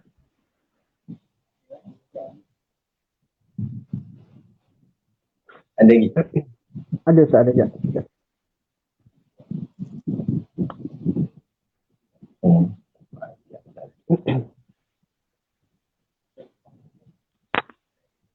Daripada Nur Farizah Husna. Assalamualaikum Ustaz. Kes pemandu dalam keadaan mabuk dan melanggar orang awam sehingga menimbulkan kematian semakin meningkat. Kalau mengikut pandangan Islam, apakah hukumannya? Apakah hukumannya hanya 40 kali sebatan sahaja? Bolehkah kemalangan yang menimbulkan kematian ini boleh dikira sebagai pembunuhan sebab mengakibatkan kematian? Baik. Baik. Ini berkenaan dengan hukum. Soalan ni baguslah. Soalan yang berbentuk ilmiah. Soalannya, kita kongsikan dulu soalan, faham jawapan. Sekarang orang mabuk langgar ni sehingga menyebabkan kematian ni, perkara tu semakin lama kita lihat semakin meningkat. Jadi adakah memadai dengan 40 kali sebatan saja kepada orang yang dikenakan tadilah orang yang mabuk tadi tu? Okey, baik. Berkenaan 40 sebatan ini adalah termasuk di dalam hukum hudud bagi orang yang minum arak. Sebelum tu kita nak jelaskan dulu. Hudud dan kisos. Adapun hukuman kisos ni maknanya mati dibunuh, dibalah mati. Kan? Patah balah patah gitulah. Jadi hudud dan kisos menjadi khilaf di kalangan ulama sama ada dilaksanakan hanya kepada orang Islam sahaja atau keseluruhan. Tidak ada keputusan muktamad di kalangan ulama kerana ada pandangan-pandangan yang berbeza. Ada pandangan yang mengatakan orang bukan Islam yang duduk di dalam negara Islam, maknanya kerajaannya itu kerajaan Islam, maka dia juga termaktub di dalam undang-undang Islam, maknanya hudud dan qisas kena atas dia. Ada juga pandangan yang mengatakan orang bukan Islam yang tidak menentang Islam, maka tidak lagi tidak dikenakan hudud ke atasnya kerana memberi supaya tidak dia takut kepada Islam. Itu satu pandangan juga. Jadi berkenaan permasalahan ini, maka bila saya rujuk ulama dan rujuk Tok Guru saya sendiri, Tok Guru Siddiq Noh, dia kata ini kita serahkan kepada pemerintah, kepada pemerintah dan ahli agama yang ada pada pemerintah tersebut. Kalau dilaksanakan hukum Islam ini, sama ada hukum itu menyeluruh kepada Islam, orang Islam saja, atau menyeluruh kepada termasuk yang bukan Islam. Itulah perlu kepada kebijaksanaan qadi. Itu sebab tu namanya qadi. Nah, bukan Tok Kadi akad nikah ya. Tapi qadi ni dia nak menjatuhkan hukum ikut kesesuaian. Macam mana keadaan pada ketika itu. Macam anda sebutlah, kalau masyarakat, tak payah kata masyarakat yang bukan Islam, masyarakat Islam sendiri pun tak faham apa tu hudud. Tiba-tiba terus nak laksana, takut dia akan nampak buruk kepada hudud tu sendiri. Tapi kalau masyarakat dah nampak kefahaman, tujuan dia, apa hasil dia, kebaikan yang kita boleh dapat, maka insya-Allah bukan setakat pemerintah yang nak melaksanakan, malah rakyat sendiri minta kerajaan melaksanakan. Sebab itulah kita, kalau kita lihat di negeri Kelantan sendiri, dia ada sesi dipanggil Hari Memperkenalkan Hudud. Mana dia akan sentiasa dengan katanya program tu tiap-tiap bulan dilakukan. Maknanya pendedahan, memberi kepahaman kepada masyarakat apa tu hukum hudud. Jadi berbalik pada soalan hukuman 40 sebatan, itu adalah hudud yang dilaksanakan baginda Nabi SAW. Kemudian pada zaman Sayyidina Umar Al-Khattab radhiyallahu an, Sayyidina Umar tambah lagi 40 jadi 80 sebatan. Maka kata ulama 40 itu yang wajib dari segi hudud, kemudian ditambah lagi 40 oleh Sayyidina Umar, itu dipanggil takzir, maknanya tambahan. Kerana apa? Mungkinlah pada zaman tu orang jadi masih lagi ada yang melakukan minum arak tu. Jadi mungkin Sayyidina Umar geram agaknya, itu yang ditambah lagi 40 jadi 80 sebatan. Jadi berdasarkan pada apa yang kita ceritakan tadi ini, berbalik pada soalan, kalaulah orang tu dia ditahan kemudian dikenakan 40, dia kata adakah memadai 40, itu terserah kepada qadi. Sebab tu bukan kita yang menghukum, kita bukan bahagian dia, kita bukan ahlinya, maka serah pada qadi. Kalau qadi nak menambah lagi hukuman, maknanya lepas 40 sebatan ditambah lagi dengan denda-denda yang lain dan sebagainya, itu terserah, bergantung kepada hasil apa pelaksanaan hukum itu dibuat. Kerana tujuan hukum dibuat untuk mengajar masyarakat, bukan menyeksa masyarakat, bukan menyeksa umat. Sebagai contoh, kita kata pencuri potong tangan. Potong tangan tu bukan nak bagi dia sakit, tapi potong tangan tu sebagai tarbiyah, mendidik dia supaya takut kepada mencuri, takut pada Allah. Sebab tu bila masa kita nak melaksanakan hudud dulu, dalam perbincangan melaksanakan hudud, kita cerita dah. Kalau masa nak potong tangan, bukan ambil parang terus potong, dia dibius dulu supaya hilang sakitnya. Kemudian yang memotong tu ahlinya, bukan sebarangan orang. Doktor yang ada ilmunya macam mana potong supaya tidak berlaku pendarahan tanpa henti dan sebagainya. Jadi maknanya biar ada penjelasan yang jelas. Jadi bila jadi begitu, bila potong tangan, bukan setakat dia seorang takut, semua orang jadi takut. Akhirnya bila dia balik kampung, geng-geng dia tengok, mana lagi tangan dia tanya. Dia kata tangan aku kena hudud sebab aku mencuri. Tobat habis persatuan pencuri. Jadi kes jenayah akan berkurang, akan menurun. Ditambah pula pelaksanaan hudud dijalankan di depan khalayak ramai. Dengar, kita pula ada televisyen, rakam pula. Akhirnya menyebabkan jadi semua orang akan jadi takut. Orang tak buat pun takut. Saya kata nak laksana, baru nak dibincang dalam parlimen pun takut dah. Itu menunjukkan hebatnya syiar Islam.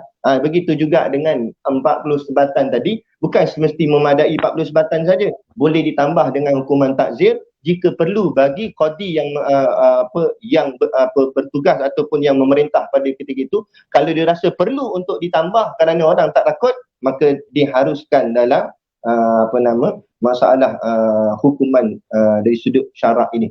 Kan? Ada pun yang bukan Islam macam kita sebut tadilah. Kan? Ada pendapat yang mengatakan termasuk sekali, ada pendapat kata tak. Walaupun tak termasuk, jangan kita kata macam tu untung orang kafir. Orang Islam kena hudud, kena 40 sebatan, kena 80 sebatan.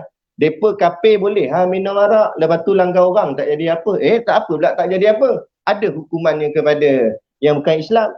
Kalau tak boleh kena hudud, tak boleh kena kisas, kena takzir. Nampak? Sebab tu kita kena faham apa dia undang-undang Islam. Yang menjadi masalah, undang-undang Islam tu sendiri tidak diajar kepada masyarakat, bukan kepada yang bukan Islam, yang kepada Islam sendiri pun tak diajar. Lepas tu kita minta bahagian pendidikan, Kementerian Pendidikan masukkan perkara-perkara ni di dalam buku teks sejarah pula, buku teks agama. Supaya menjadi pendedahan, walaupun tidak detail tapi sekurang-kurangnya nampak kefahaman dia. Apa dia undang-undang Islam, supaya nampak undang-undang Islam lah yang terbaik daripada segala undang-undang yang ada di atas muka bumi ini. Jadi pada soalan tadi, adakah memadai 40? Itu bergantung kepada keadaan pada ketika itu bagi seorang qadi dalam melaksanakan hukumnya. Jadi kita serah. Jadi mungkin juga kan, dan kalau kita nak kata dia bunuh orang kena kisas, tak boleh juga, sebab kisah ni pun dia ada syarat-syarat dia. Jadi apa-apa pun macam apa yang kita dah buat ni pun ada betulnya lah, kita mendesak kerajaan untuk memberatkan lagi hukuman kepada pemandu yang mabuk sehingga menyebabkan kematian. Dan kita tengok respon kerajaan pun mengambil satu jawapan, mengambil isu yang tengah hangat ni dibawakan ke tengah. Dan kita lihat Menteri Wilayah sendiri pun telah mengharamkan lesen baru untuk penjualan arak di wilayah lah, di Kuala Lumpur dan sebagainya. Jadi itu sedikit sebanyak. Jadi wallahu a'lam. Ada lagi soalan? Baik. Itulah kupasan daripada Ustaz berkaitan dengan soalan tadi. InsyaAllah moga menjawab soalan. Ada lagi untuk soalan seterusnya dari Muhammad Ramadan. Assalamualaikum Ustaz. Bolehkah kita menggunakan cawan setelah cawan tersebut digunakan untuk minuman arak? Ataupun ada cara pembersihan? Okey, baik. Soalan dia, boleh tak kita minum air dalam cawan yang cawan tu bekas daripada air arak? Okey. Sekarang kita kena faham. Bukan cawan tu yang salah, yang salahnya air arak. Tak kira lah kalau bukan cawan, pakai kopiah pun kalau bekas ada air arak dalam kopiah, tak boleh minum juga. Jadi yang haramnya tu air arak. Jadi kalau cawan tu sudah dibersihkan dengan cara yang betul-betul bersih, tak ada air araknya lagi, tak ada masalah kita pakai. Cumanya yang menjadi perbincangan ulama, kalau cawan itu mengiklankan arak ataupun cawan itu dah menjadi kemasyhuran bahawa cawan tu cawan arak. Contoh jenis gelas besar yang selalu orang guna untuk minum bir, air arak tu. Jadi kalau guna cawan tu menimbulkan fitnah, takut-takut orang sangka di mana arak, maka cawan tu sendiri pun tak boleh guna dah. Sebab bukan sebab cawan, tapi sebab menimbulkan fitnah. Kita jangan buka fitnah. Jadi cawan tu bersihkan. Adapun cara pembersihan dia, arak ni kita kena faham. Arak ni najis. Tapi najisnya kategori apa? Najis kan ada 3. Ada najis mukhafafah, mutawasitah, mughalazah. Najis arak ini adalah najis mutawasitah. Jadi sama macam kita bersihkan najis-najis mutawasitah, ibarat contoh macam tahi jatuh dalam cawan. Cawan tu boleh guna lagi. Janji kena bersihkan tahi tu. Macam mana? Bersihkan hingga hilang bau, warna dan rasa. Begitu juga arak tadi. Bila kita nak bersihkan dia, pastikan baunya hilang, warnanya hilang, rasanya hilang. Kemudian bila dah dipastikan air arak tu sudah betul-betul zat araknya sudah hilang daripada cawan, kita boleh minum. Nak tengok dengan mata kepala je lah, tak payah tengok dengan mikroskop, dengan kantar, nak tengok ada lagi tak payah, teruk sangat. Nak jadi bersih lap gitu sudah. Jadi sudah memadai dan boleh pakai sebab cawan tu tak salah pun. Kan? Jadi sekadar tu. Wallahualam. Baik. Untuk soalan yang terakhir, Ustaz. Soalan yang terakhir. Baik. Apakah hukum duduk dalam majlis yang dihidangkan arak? Apakah hukum majlis yang dihidangkan arak? Hukum duduk dalam majlis yang dihidangkan arak. Okey, kalau ikut kepada dalil hadis yang kita baca tadi, dia tak termasuk dah yang dalam perkara yang dilaknat oleh Rasulullah, kerana dia bukan pegang, dia bukan bawa, dia bukan minum, dia bukan buat dan sebagainya. Dia cuma duduk dalam majlis je. Jadi bila duduk dalam majlis ni, tengok atas tujuan apa dia duduk. Apa tujuan dia duduk dalam majlis tu. Kalau contohlah, ingat dia masuk dalam majlis sebab nak ambil barang. Kebetulan sebelum majlis tu dibuat, dia ada dalam tempat tu. Tiba-tiba dia tertinggal telefon, dia pun keluar. Bila dia patah balik nak ambil handphone dia tengok ada orang buat pesta arak dalam tu. Jadi macam mana? Dia kata, nak ambil, tak nak ambil handphone aku. Kan? Ambil kan masuk dalam majlis arak pula, macam mana? Jadi yang tu diharuskan. Sebab tujuan dia nak pergi ambil telefon. Bukan dia ambil tu, secawan, dia minum dengan secawan nak jadi apa? Nak, dah jadi haram lah. Jadi tengok pada tujuan lah. Tujuan dia duduk dalam majlis tu sebab apa? Kalau tujuan dia duduk dalam majlis tu kerana meraihkan, hukumnya haram juga. Kerana meraihkan suatu yang haram, haram. Meraihkan majlis itu, tak boleh. Sebab tu saya pernah juga berpengalaman kerja di sebuah hotel. Tapi sehari tu je lah kita kerja pun. Kerja kita sebagai banquet. Banquet ni maksudnya kita yang tolong hidang-hidang makanan kat hotel. Hotel tu memang jenis hotel orang kafir lah. Tapi masa tu kita pun tak mengaji lagi waktu tu. Jadi pun pakai kod hentam je lah. Dengan pula gaji mahal. Jadi mula tak sangka kat dalam tu ada arak. Mula dihidang makanan macam biasa lah. Last sekali bila dah habis makan-makan apa semua, last sekali dia dipanggil pesta joget. Dia tutup lampu semua, dia menari. Dalam majlis tu orang pakai tudung ada, sebab majlis tu dibuat untuk majlis satu company. Dia nak sambut apa tak tahulah, mungkin ulang tahun company dia ke apa. Jadi staff-staff yang Islam pun ada sekali lah. Jadi last kali tu dia buat hidang arak. Jadi kedudukan kita dalam majlis tu macam mana? Kalau tadi pada peringkat awal tu tak ada arak. Jadi kalau peringkat awal tu kita duduk untuk nak meraihkan syarikat kita bersama-sama dengan staf yang lain, itu harus hukumnya. Kemudian bila ada hidangan arak tadi, maka boleh tak kita keluar? Kalau boleh keluar, buat duduk dalam tu lagi. Dia kata, sedap agak Ustaz, tengok orang joget Ustaz. Aku mau cari pasal lah. Nampak? Mau keluar lah, dah habis dah bahagian tu. Lepas tu depa kafir lantak dia. Dah kita keluar dari situ. Tapi kita pergi duduk juga, bermakna kita ra'i. Ra'i tu yang jadi salah. Takut bukan apa. Kalau Allah matikan kita waktu tu, Allah cabut nyawa kita mati di mana? Kita mati di tempat maksiat, di tempat yang Allah tak redha. Kita nak begitu. Nak takut jadi rosak amalan-amalan kita. Jadi tengok pada tujuan. Kalau tujuan yang diharuskan, maka hukumnya harus. Tujuan yang diharamkan, maka hukumnya tetap haram. Yang banyak bagi alasan apa pun. Alasan kerja dan sebagainya, banyak lagi kerja lain boleh kita cari yang lebih halal lagi, insya-Allah.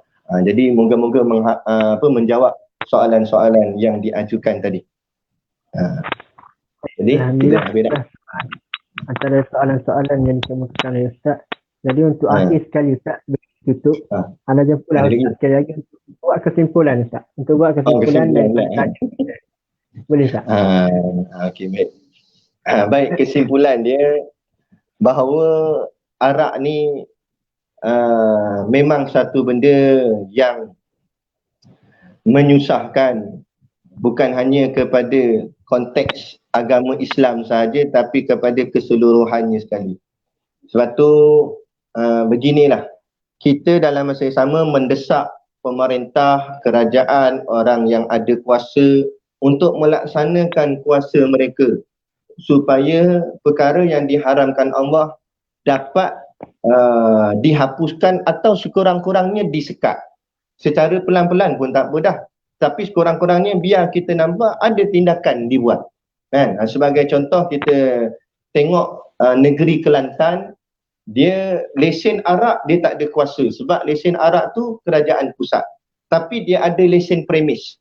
Jadi apa yang kerajaan negeri Kelantan buat, dia sekat lesen premis bagi bukan arak, minta maaf, judi. Sebagai contoh, judi. Lesen judi bukan kerajaan negeri, itu kerajaan pusat. Tetapi kerajaan negeri ada lesen premis. Maka cara dia sekat lesen premis bagi orang yang nak buka premis untuk tujuan judi. Jadi sekurang-kurangnya ada sekatan. Kalau kita tak boleh nak sekat semua pun, sekurang-kurangnya kita mampu untuk sekat apa yang kita mampu buat. Nah, seperti mana mengikut kaedah fik, usul fik kita sebut mala yudraku kullu la yutraku kullu. Kalau kita tak mampu buat semua, jangan sampai kita tinggal semua. Nah, jadi itu kita mendesak kepada pihak yang berkuasa. Adapun bagi peranan kita masing-masing, kita semua yang menonton dan sebagainya ni, tetap tak boleh kita diamkan saja dan serahkan bulat-bulat kepada pihak pemerintah atau pihak berkuasa semata. Kita juga ada peranan kita, yakni dengan apa saja kita buat. Macam satunya pihak Perkim ni tadi daripada UM ni buat sembang santai malam macam ni supaya menjelaskan masyarakat tentang apa tu arak dan apa implikasi dan apa sebab Islam mengharamkan arak. Sekurang-kurangnya boleh memberi kefahaman kepada masyarakat umum. Soal orang nak tengok tak tengok tu belakang cerita. Yang penting kita buat dulu supaya kita dapat buktikan pada Tuhan, dapat buktikan pada Allah, sekurang-kurangnya ada tindakan daripada kita sendiri. Kita buatlah apa-apa. Yang mampu, yang pandai grafik-grafik, buat poster. Buat poster buruknya arak, tulis senaraikan keburukan arak, kemudian share habis-habis. Nah, kerana peperangan hari ini adalah peperangan cyber. Kita berperang secara ini, cyber trooper ni. Kita gerakkan untuk gunakan telefon kita, internet kita untuk meninggikan kalimah Allah dan menjatuhkan kebatilan. Untuk menunjukkan Islam itu yang terbaik daripada apa segalanya, termasuk undang-undangnya, ilmunya, apa saja. Nak kita buktikan. Ini semua adalah peranan kita masing-masing. Jadi kita buat sekurang-kurang ada soal berjaya atau tidak berjaya, itu bukan urusan kita, itu urusan Allah. Adapun urusan kita, apa yang kita dah buat untuk agama kita. Kita tanya balik diri kita. Kita takut-takut, kita mengaku kita orang beriman, kita mengaku orang Islam, tapi kita mati tanpa apa jasa dan sumbangan yang kita buat untuk agama ini. Jadi dengan apa selayaknya untuk kita mendapat syurga Allah kalau kerja apa pun kita tak buat. Macam orang duduk kat jabat lah, selayaknya apa untuk dia dapat gaji kalau satu habuk kerja pun dia tak buat. Begitu juga selayak apa untuk kita dapat syurga Allah kalau tak ada sumbangan dan jasa untuk kita menegakkan agama Allah di atas muka bumi. Jadi sedikit sebanyak itulah kesimpulan yang dapat kita simpulkan pada sesi sembang santai kita ni pada malam ini berkenaan dengan isu yang sedang hangat dalam negara kita ni tentang isu arak ni.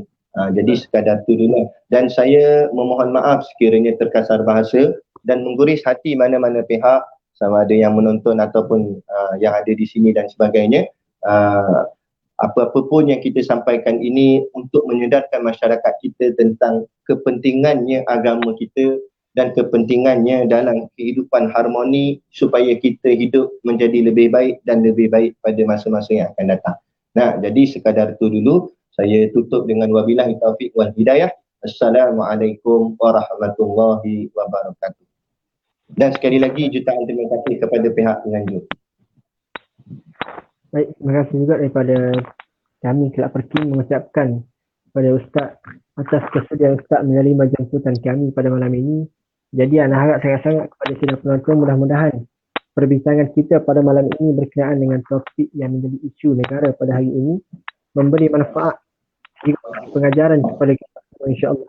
Jadi ana selaku moderator pada malam ini mohon maaf sekiranya terkasar bahasa tidak cara yang pada mudah-mudahan mana yang baik kita ambil dan mana yang kurang kita buang, insya-Allah. Jadi untuk akhirnya